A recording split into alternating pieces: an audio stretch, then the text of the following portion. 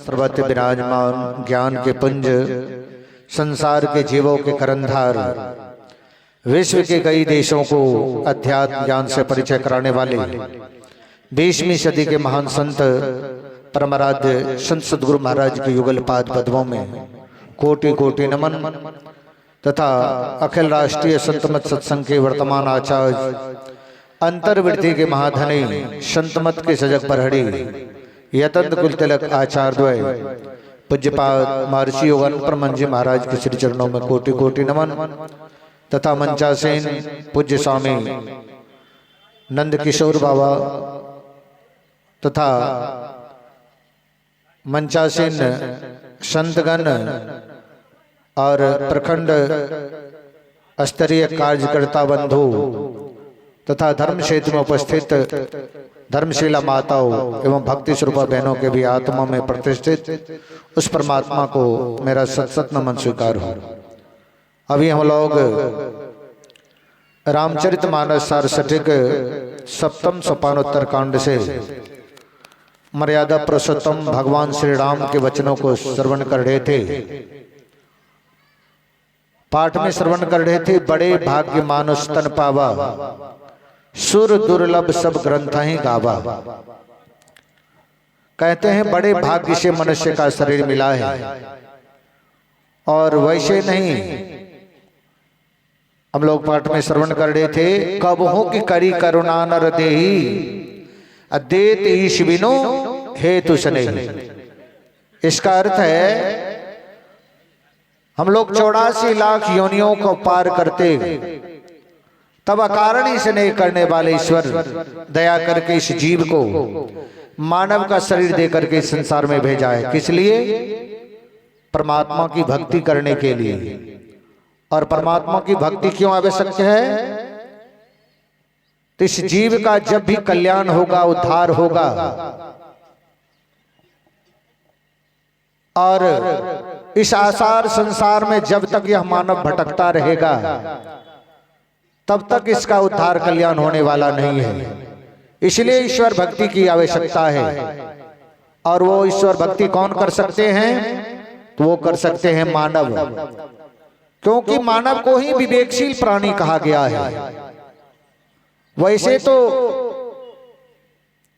शरीर से मानव हैं, लेकिन संत लोग कहते हैं ज्ञान जिसके पास नहीं है उसका जीवन कैसा है?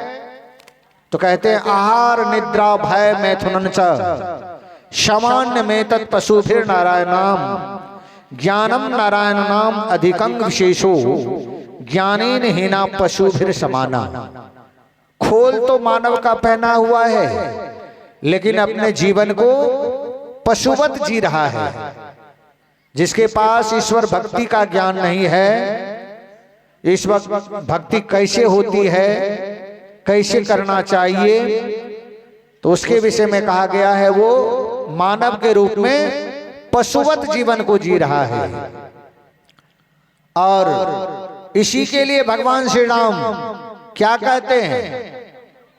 सभी गुरुजनों, पुरजनों और पूर्ववासियों को बुलाए और आदर से बिठा करके। वैसे नहीं जो हम राजा हैं तो मेरा शासन में है सब और मेरे शासन को मानना पड़ेगा, ऐसा नहीं कहते हैं भगवान श्री राम। कहते हैं मैं आपको एक सलाह देता हूं, अगर आपको मान्य हो तो आप स्वीकार कीजिएगा, अगर मान्य नहीं हो तो आप हमें लौटा दीजिएगा।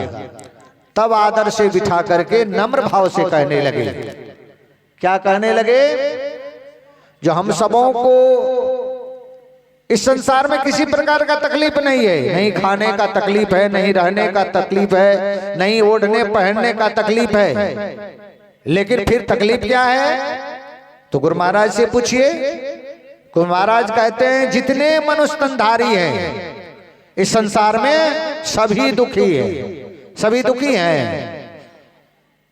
लाख करोड़ बैंक बैलेंस है और एम्बेसडर कार पर चढ़ते हैं, खाने पीने की कोई कमी नहीं है, जो ऑर्डर करते हैं 5 स्टार होटल से आता है खाने के लिए, फिर दुखी क्यों हैं? तो गुरु महाराज कहते हैं सबसे बड़ा दुख इस संसार में अगर है तो ये आवागमन। आवागमन का शाब्दिक अर्थ होता है संसार में आना और संसार से मर करके फिर चला जाना। तो इसीलिए बड़ा दुख हुआ संतों को। गुरु महाराज कहते हैं आवागमन सम दुख दूजा, है नहीं जग में कोई, इसके निवारण के लिए प्रभु भक्ति करनी चाहिए। प्रभु भक्ति क्यों करनी चाहिए? इसी आवागमन के चक्र को मिटाने के लिए। और इस आवागमन के चक्र को कौन मिटा सकते हैं? जितने मनुष्य हैं वही मिटा सकते हैं, पशु नहीं मिटा सकते हैं। हाँ, पशु के पास भी ज्ञान है, ऐसी बात नहीं है उसके पास ज्ञान नहीं है। उसके पास कौन सा ज्ञान है? खाना पीना सोना और डर भय, ये ज्ञान मनुष्य के पास भी है और जानवर के पास भी है, पशु के पास भी है। तो सब श्रेष्ठ क्यों है? मानव। तो वही इसको ज्ञान विवेकशील प्राणी कहा गया है। मानव को ये समझ सकता है और उस परमात्मा को प्राप्त कर सकता है। जानवर नहीं प्राप्त कर सकता है, उसके पास ज्ञान है लेकिन परमात्मा को नहीं प्राप्त कर सकता है।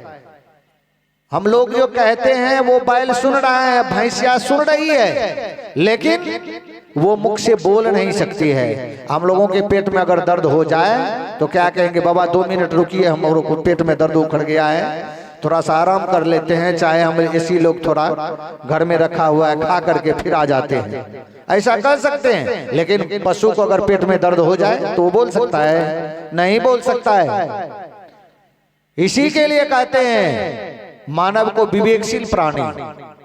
और जब तक ईश्वर भक्ति नहीं करेंगे तो आपका जीवन सार्थक और सफल नहीं होगा।